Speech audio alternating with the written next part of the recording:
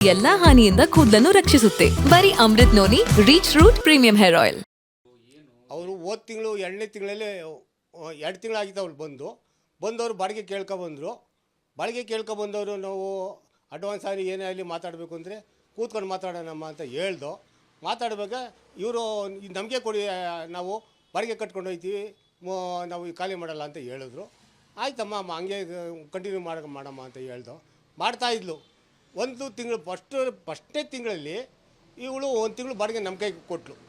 ನಮ್ಮ ಕೈಗೆ ಕೊಟ್ಟಾಗ ಆಯಿತು ಈ ಥರ ಕಂಟಿನ್ಯೂ ಮಾಡ್ಕೊಳಮ್ಮ, ನಮಗೆ ಫೋನ್ಪೇ ಬೇಡ ಅಂದ್ರೂ ಏನಪ್ಪ ಅಂದರೆ ನಮಗೆ ನೆಟ್ ಕ್ಯಾಶ್ ಬೇಕು, ಸಾಲ ಸೋಲ ಮಾಡಿದ್ದೀವಿ ಅದನ್ನ ಕ್ಯಾಶ್ ಬೇಕು ಅಂತ ಅಂದರು.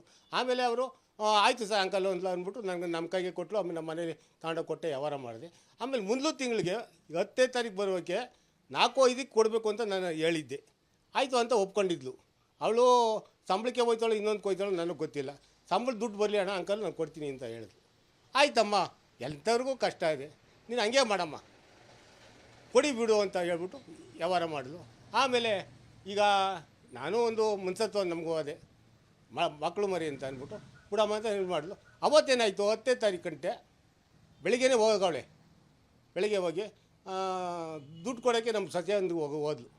ನಮ್ಮ ಸತ್ಯ ಇದ್ದಿದ್ದು ಏನಪ್ಪ, ನಾವು ಯಾರ ಕೈಗೂ ಕೊಡೋದು ಬೇಡ, ನಮ್ಮ ತಾಯಿ ಕೈಗೋ ನಮ್ಮ ಮಾವರ ಕೈಗೋ ನಮ್ಮ ಹಸ್ಬೆಂಡ್ ಕೈಗೋ ಕೊಡಿರ ಅಂತ ಹೇಳಿದ್ಲು. ಆಯಿತು ಅಂತ ಹೇಳ್ಬಿಟ್ಟು ಅವಳು ಒಳಗಡೆ ಹೋದ್ಲು. ಒಳಗಡೆ ಹೋದಾಗ ಇವಳು ಹಗ್ಗ ತಗೊಂಡು ಜೀರ್ಬಿಟ್ಟು, ಅದು ಒಂದು ಲಾಡಿ ದಾರದಲ್ಲಿ ಜೀರ್ಬಿಟ್ಟು ಮಂಡಿ ಬಗ್ಗಿಸ್ಕೊಂಡು ಅವಳನ್ನ ಔಟ್ ಮಾಡಾಕ್ಬಿಟ್ಟು. ಅಲ್ಲಿಂದ ಏನು ನಡೀತದೆ ನಮ್ಗೆ ಗೊತ್ತಿಲ್ಲ. ಅಲ್ಲಿಂದ ಹಾಕಿ ಅವನು ನನ್ನ ಮಗ ಬಂದ 1:15 12:45 ಅಷ್ಟೊತ್ತಿಗೆ ಔಟ್ ಆಗಿದ್ಲು.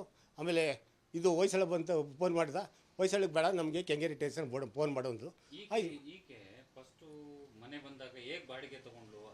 ನನ್ನ ಜೀವನದಲ್ಲಿ ನಾನು ಮಾತ್ರವಲ್ಲ, ನನ್ನ ಕೂದಲು ಕೂಡ ಆಗಿರಬೇಕು ಸ್ಟ್ರಾಂಗ್ ಅಂಡ್ ಸ್ಟೈಲಿಶ್. ಬರೀ Amrit noni reach root premium hair oil ನೊಂದಿಗೆ. Reach root premium hair oil. ಇಲ್ಲ ಸರ್, ಯಾರೂ ಇಲ್ಲ. ಗಂಡ ಮತ್ತು ಇವಳೆ ಒಬ್ಬರು ಯಾರೂ ಇರಲಿಲ್ಲ. ಆಮೇಲೆ ಅವರ ತಮ್ಮನ ಮನ ಅಣ್ಣನ ಮಗನ ಒಬ್ಬನೇ ಡ್ರೈವರ್ ಬರ್ತಾಯಿದ್ದ. ಎರಡು ಗಾಡಿ ಮಾಡಿಕೊಂಡವ್ರೆ, ಟಿ ಗಾಡಿ, ಲಗೇಜ್ ಗಾಡಿಗಳು ಮಾಡಿಕೊಂಡವ್ರೆ. ಆ ಗಾಡಿ ಲಾಂಗ್ ಗಾಡಿಗಳು ಹೋಯ್ತವೆ, ಅಲ್ಲಿ ಇಲ್ಲಿ ಇದು ಮಾಡ್ಕೊಬೋತೀವಿ. ಅವ್ನು ಬಿಟ್ಟರೆ ಇನ್ನು ಯಾರೂ ಗೊತ್ತಾಗಿರಲಿಲ್ಲ ಸರ್. ನಾವು ಕಂಡುಮಟ್ಟು ನಾವು ಹೊರಗಡೆ ಬಂದಮೇಲೆ ಯಾರು ಅನ್ನೋದು ಏನೂ ಇಲ್ಲ. ಅಲ್ಲೂ ಕೇಳ್ತಾವ, ಅಕ್ಕಪಕ್ಕ ವಿಚಾರಿಸ್ಬಿಟ್ರೆ ಯಾರೂ ಇಲ್ಲ ಅಂಕಲ್, ಯಾರೂ ಬರ್ತಾಯಿಲ್ಲ, ಯಾರೂ ಇಲ್ಲ. ಬೀಗ ಲಾಕ್ ಮಾಡ್ಕೊಂಡು ಒಳಗಡೆ ನಮಗೂ ಸೊಸೆಮ್ಮ ಸೇರ್ಕೊಬಿಡ್ತಾಯಿದ್ಲು. ಅದಂಗಾಗಿ ಯಾರು ಅವರು ಅನ್ಯೂನ್ಯವಾಗಿ ಇದ್ದರು ಸರ್, ಏನು ತಾಪತ್ರ ಇಲ್ಲ. ಮಾತಾಡ್ಸೋದು ಮುಟ್ಟೋದು. ನನ್ನ ಮೊಮ್ಮಗನಾಗ ಚಿಕ್ಕ ಮಗ ಅಲ್ವಾ, ಮೊಬೈಲ್ ನೋಡಿದ್ರೆ ಆಂಟಿ ಮೊಬೈಲ್ ನಮ್ಮನೆ ಕೊಡ್ತಾಯಿದ್ಲು. ಅವ್ನು ಕೆಳಗಡೆ ಇಳಿದ್ರೆ ಅಲ್ಲಿ ಕೊಡೋಳು. ಅಲ್ಲಿ ಕೊಟ್ಟಿಸ್ಕೊಂಡು ಬೇಡಮ್ಮ ಅಲ್ಲಿ ಕರ್ಕೊಬೇಡ, ನಾನು ಒಳಗಡೆ ಕರ್ಕೊಬ ಅಂತ ಹೇಳಿದೆ. ಬೇಡ ಅಂಕಲ್ ಅಂತ ಹೇಳಿ, ಬೇಡಮ್ಮ ನಮ್ಮ ಮನೇಲಿ ಇರಲಿ. ಬಾಡಿಗೆ ಕೊಟ್ಟರು ಓನರು ಲೆಕ್ಕಾಚಾರ ಇದು ಮಾಡಬೇಕು, ಬಾಡಿಗೆ ಅವ್ರು ಅಂತ ಅಂದ್ಬಿಟ್ಟು ನಾನು ಇದು ಮಾಡಿಬಿಟ್ಟು ಸಮಾಧಾನವಾಗಿ ಹೇಳೋದ್ರೂ ನಾವು ಇಲ್ಲದೇ ಇರೋ ಟೈಮ್ದಲ್ಲಿ ಈ ಥರ ಮಾಡಿಬಿಟ್ಟು ವ್ಯವಹಾರ ಮಾಡಿದ್ಲು. ಹೌದು ಸರ್, ಏನು ಮಾಡಿದ್ರೆ ಅವಳನ್ನ ಯಾವ ಕಾರಣಕ್ಕೂ ಬಿಡೋಕ್ಕೆ ಹೋಗ್ಬಾರ್ದು. ಅವಳು ಜೈಲಿಗೆ ಆರ್ಡರ್ ಆಗಬೇಕು. ಆಮೇಲೆ ಲಾಕಪ್ ಇದಾಗಿ ಅವಳು ಮರಣದಂಡನೆ ಕೊಡಬೇಕು. ಅಷ್ಟೇ ನಾನು ಕೇಳ್ಕೊಂಡಿರೋದು. ನ್ಯಾಯ ಬೇಕು, ನ್ಯಾಯ ಭಗವಂತನ ಇವತ್ತು ನಾವು ಕೇಳ್ಕೊತಾ ಇದ್ದೀವಿ. ನ್ಯಾಯ ಬೇಕು, ಕೊಡಿಸ್ಲಿ ಸಾಕು ಅಷ್ಟೇ. ಯಾವಾಗ ನಾನು ಇದು ಮಾಡ್ತಾಯಿದ್ದೀನಿ.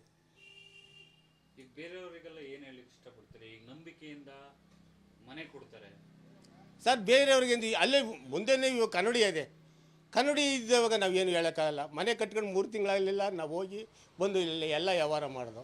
ಆದರೂ ನಮ್ಗೆ ಈ ಥರ ಪರಿಸ್ಥಿತಿ ಆಯಿತು. ನಂಬಿಕೆ ಮೇಲೆ ನಾವೊಂದು ಚಿಕ್ಕ ಅಂಗಡಿ ಇಟ್ಕೊಂಡು ನಾವು ಜೀವನಾಂಶಕ್ಕೆ ಸಾಲ ಮಾಡ್ಕೊಂಡು ಜೀವನಾಂಶ ಮಾಡ್ತಾಯಿದ್ದೋ. ಈ ಥರ ಪರಿಸ್ಥಿತಿ ಆಯಿತು. ಮುಂದಕ್ಕೆ ಏನು ಮಾಡೋಣ? ಆ ಮಗಿನ ಭವಿಷ್ಯ ಏನು, ಇವ್ರ ಭವಿಷ್ಯ ಏನು, ಹೆಂಗಿದೆ?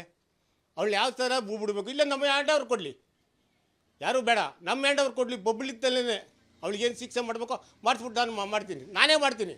ನಾನು ಜೈಲಿಗೆ ಹೋದ್ರು ಸರಿಯಾ. ರಾಮಚಂದ್ರಯ್ಯ ಅಂತೇಳಿ ರಾಮಯ್ಯ. ಅನುಕ್ಷಣದ ಸುದ್ದಿಗಳಿಗಾಗಿ ವಿಸ್ತಾರ ನ್ಯೂಸ್ ಯೂಟ್ಯೂಬ್ ಚಾನೆಲ್ ಸಬ್ಸ್ಕ್ರೈಬ್ ಮಾಡಿ. ಹೊಸ ಸುದ್ದಿಗಳ ನೋಟಿಫಿಕೇಶನ್ಗಾಗಿ ಬೆಲ್ ಐಕಾನ್ ಕ್ಲಿಕ್ ಮಾಡಿ. ಲೇಟೆಸ್ಟ್ ಅಪ್ಡೇಟ್ಸ್ಗಾಗಿ www.vistaranews.com ವೆಬ್ಸೈಟ್ಗೆ ವಿಸಿಟ್ ಮಾಡಿ. ಅಂಗೈಯಲ್ಲೇ ಜಗತ್ತಿನ ಸುದ್ದಿ ತಿಳಿಯಲು ವಿಸ್ತಾರ ನ್ಯೂಸ್ ಕನ್ನಡ ಆಪ್ ಡೌನ್ಲೋಡ್ ಮಾಡಿ.